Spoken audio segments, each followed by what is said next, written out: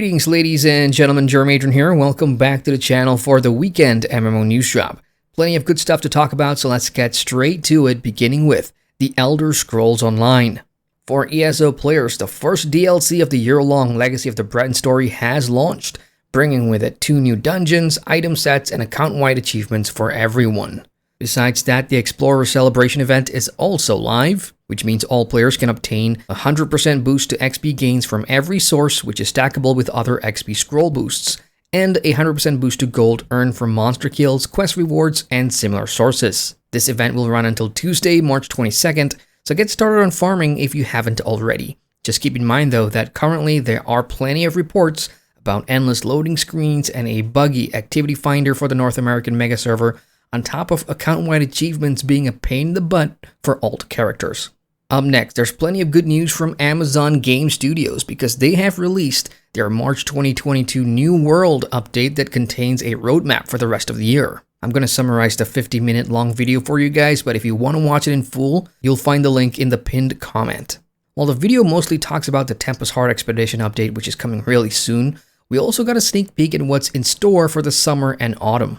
In the summer, another new expedition will arrive, but the eye-raising addition will be the Expedition Group Finder tool, which means it will now get easier and quicker to find parties to run these dungeons in-game. There will be a new summer event as well, so expect more limited-time cosmetics when that arrives. In the autumn is where things really pick up because New World will be getting an all-new zone called the Brimstone Sands, in addition to a new weapon, the Greatsword. There's also leaderboards and 2 new events, including the first year anniversary to look forward to. Overall, these are fantastic additions to the MMORPG, and the fact that we even have a roadmap now is a good sign. But Amazon Game Studios has more pressing issues in the meantime, as the community is calling for more server mergers due to dwindling population. For New World players out there, what do you think about everything announced so far? Is it enough to keep you around? Let us know in the comments. Sticking with Amazon, there's news for Lost Ark as well. This past week, following the launch of the March 2022 update, Amazon Game Studios have released a statement apologizing for the update as they felt they rushed that content out way too soon. Specifically, this is pertaining to the Abyss raid in Argos. For context, this is an uber endgame activity requiring players to be in Tier 3, with an item level of 1370, which is a hell of a grind, but one that AGS thought the endgame player base were already at according to internal data. To make up for it and help the player base reach that level sooner, Amazon will offer plenty of extra rewards in addition to a more casual version of the current Guardian raid boss fights that scales based on the number of participants. This event will be around for about a month, and players with item levels 250 and above can participate. Additionally, on the 21st of March, all players will receive a gift that includes animal-themed skins and an appearance change ticket, so feel free to plan your fur parties. Next up, Guild Wars 2 is now available on the NVIDIA GeForce Now. If you didn't know, NVIDIA's GeForce Now is a cloud gaming service, and you can play most games with the full PC gaming experience and high performance without the need for that high-end rig or even a PC for that matter, since you're streaming the game from compatible devices. So for those of you who want to play Guild Wars 2 and its latest expansion but you don't have a PC or gaming rig, you can check this out. I'll link the website below where you can sign up for a free trial membership.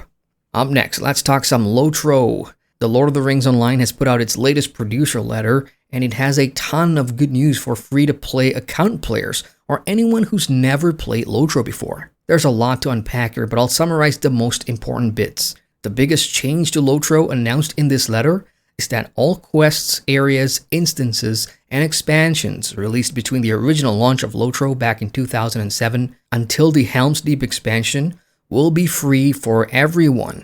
That means, as a new player, the barrier of entry is almost non-existent until level 95, saving you money from 5 full expansions and close to a dozen quest packs. That's a lot of content to play for free and a fantastic free trial for new players. Besides that, previously paywalled classes like the Runekeeper, Warden, and Bjorning will now also be free to play. Other new features discussed was an improvement to the VIP subscription, which will now include some of the latest expansions like Mordor, Minas Morgul, and War of the Three Peaks. The LOTRO store will also see some more changes, and as for new content, Update 33 will be coming in late April, which will kick up the game's 15th anniversary, with a new area, Yondershire, arriving. As a whole, fantastic stuff from Standing Stone Games and LOTRO. Check out the letter in full via the link down below.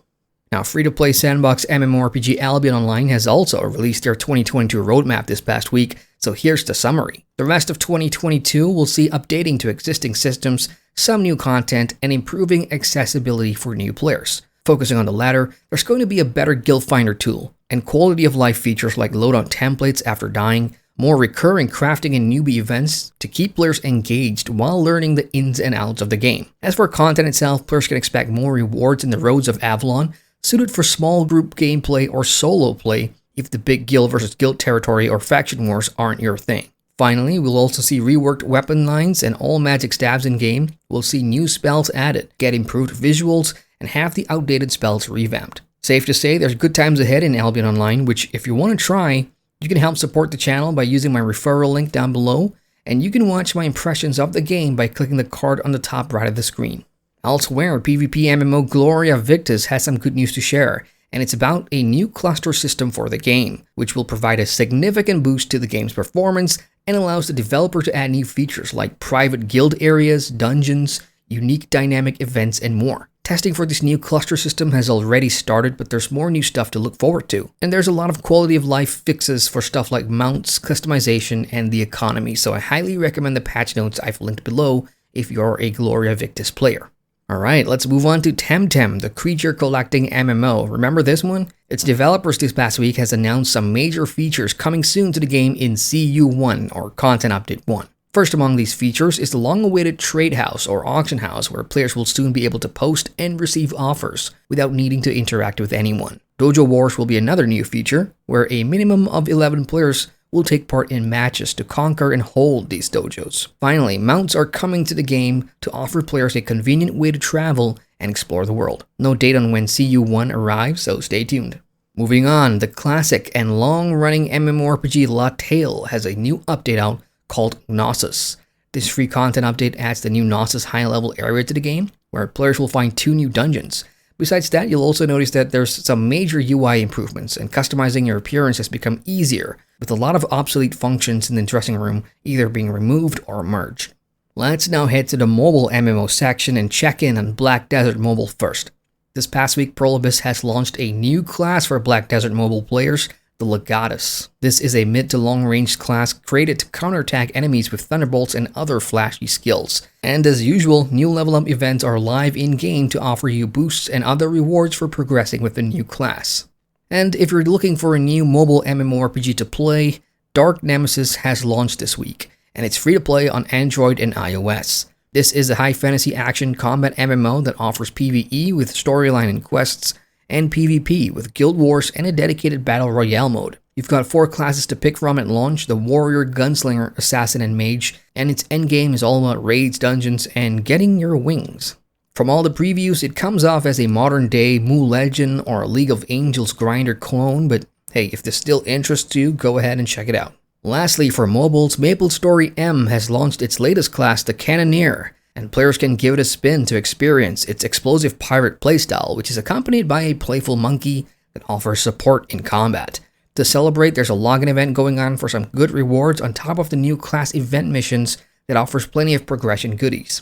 Finally, there's a game I'd like to highlight in the not-so MMORPG section, and it's called V Rising. This is an open-world vampire survival game in which you and your friends play as newly awakened vampires in a world ruled by humans, and you'll engage in real-time PvE and PvP combat as you vie to become the next Dracula. Along the way, you can raise your castle, pillage villages, skirmish with bandits, and take on dungeon bosses, and from the gameplay trailer, this looks pretty engaging to me. Now, Stunlock Studios, the developers, have announced that it's having a closed beta for V Rising on the 23rd of March, and you may get selected if you choose to sign up for it. So I will put the link down below in the pinned comment if you're interested. And that's all I've got for now, folks. If there's news for a game you play that's not covered here, do share what's going on with the rest of us down in the comments. In the meantime, if you're new here, hit that like button for the love of MMOs, and feel free to subscribe to the channel so you never miss an upload. Once again, I'm Adrian, and I thank you for watching.